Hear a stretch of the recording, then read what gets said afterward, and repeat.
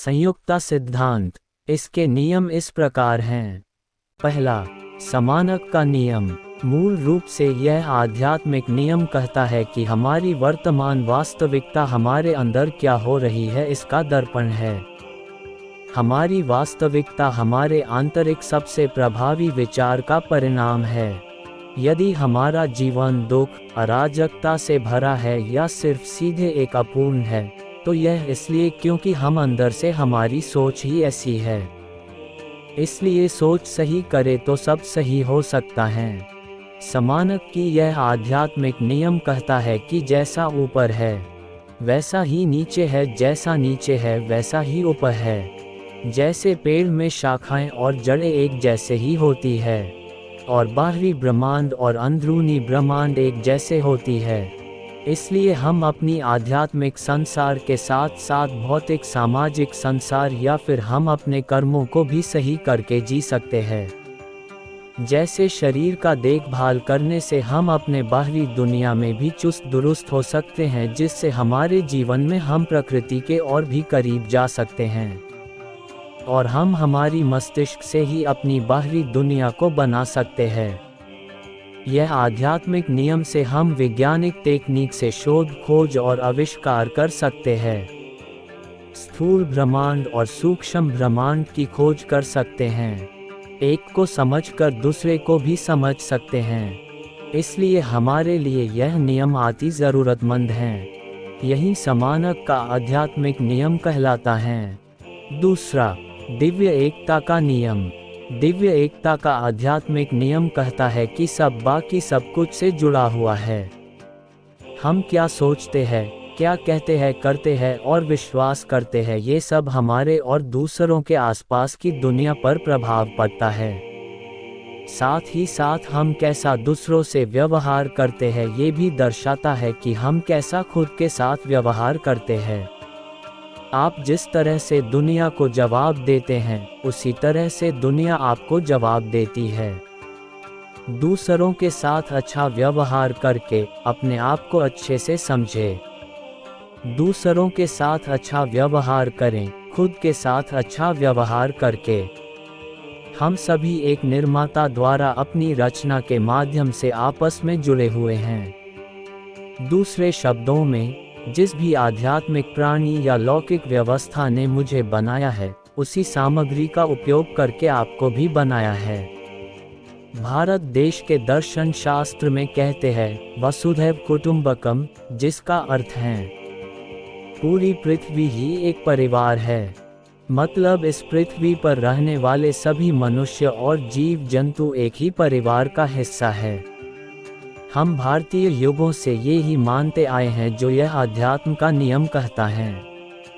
सजीव और निर्जीव सभी चीज़ें या प्राणी इस संसार में एक ही तत्व से बने हैं और आत्मा भी परमात्मा का ही रूप है, तो इसलिए सारा संसार एक ही है। हम इस नियम से कई चीज़ें सीख सकते हैं, जैसे हम में से कोई भी छूत अछूत नहीं है, कोई अमीर गरीब नहीं है, सब एक समान हैं। जाति तो मनुष्य का बनाया है, ईश्वर का नहीं, इसलिए हमेशा यह नियम याद रखें, यानी दिव्य एकता का आध्यात्मिक नियम। तीसरा, लय का नियम। यह नियम लय या कहे ताल का नियम है। इस नियम से यह सिद्ध होता है कि सभी की जिंदगी उतार चढ़ाव से गुजरती है। जैसे मौसम का आना जाना, ठंडी, बरसात, गर्मी और फिर ठंड, वही चक्र फिर से होता है। सूर्य उदय और सूर्यास्त होता है। प्रकृति के पंचतत्व से बनी शरीर वापस पंचतत्व में विलीन हो जाती हैं और आत्मा परमात्मा से आके वापस परमात्मा में समा जाती है। ये सब एक चक्र में होता है। ब्रह्मांड में सभी चीजें या तो बढ़ रहा है, मतलब जी रहे हैं, या फिर मर रहे हैं, एक लय में हो रहा है। सब कुछ इसलिए हमें हमारे बुरे वक्त में आस नहीं छोड़ना चाहिए, क्योंकि हमारे जीवन में बुरा वक्त कभी भी खत्म होकर अच्छे वक्त आ सकते हैं। इसलिए हमें संकल्प लेकर परिवर्तन का इंतजार करना चाहिए। बदलाव प्रकृति का नियम है, जो सभी जीव जंतु को पालन करना पड़ता है। प्रकृति या कहे सृष्टि भी खुद बनता बिगड़ता है फिर से सही बनने के लिए।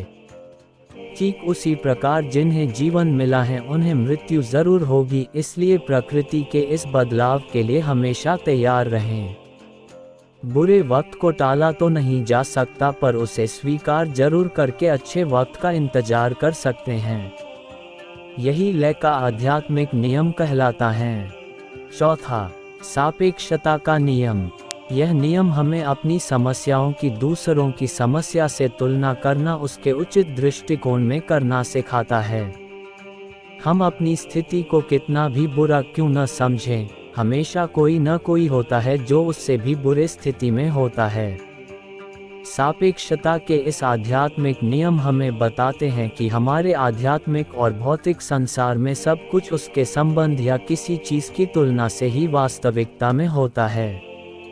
प्रकाश का अस्तित्व केवल इसलिए है क्योंकि हम इसकी तुलना अंधेरे से करते हैं। अच्छा केवल इसलिए मौजूद हो सकता है क्योंकि हम इसकी तुलना बुरे से करते हैं। गर्म केवल इसलिए मौजूद हो सकता है क्योंकि हम इसकी तुलना ठंड से करते हैं। वास्तव में हमारे जीवन में सब कुछ तब तक है जब तक हम इसकी तुलना किसी चीज़ से नहीं करते। जीवन में किसी भी चीज़ का कोई अर्थ नहीं होता सिवाय उस अर्थ के जो हम उसे देते हैं। लेकिन ये ब्रह्मांड का नियम ही है जो सब तरफ एक ही है, सबकी तुलना से ही उसका अस्तित्व है, या फिर वे एक दूसरे के प्रतिबिंब हैं। इस नियम को हम अपने जीवन में अपनी वर्तमान परिस्थिति को समझने में कर सकते हैं कि कैसे हम समस्याओं से निवारण पा सकते हैं, दूसरों की भी वही समस्या को समझकर कि कैसे उन्होंने वह स्थिति का निवारण पाया। यही सापेक्षता का नियम कहलाता है।